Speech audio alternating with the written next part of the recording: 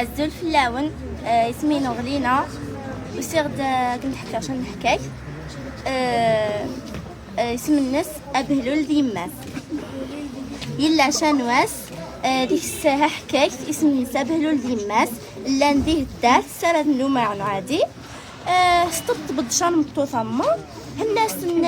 ما كنعرض غير العرس ما هاد هاسم خلاص هنا ياس ايه ومن بعد هنا ياس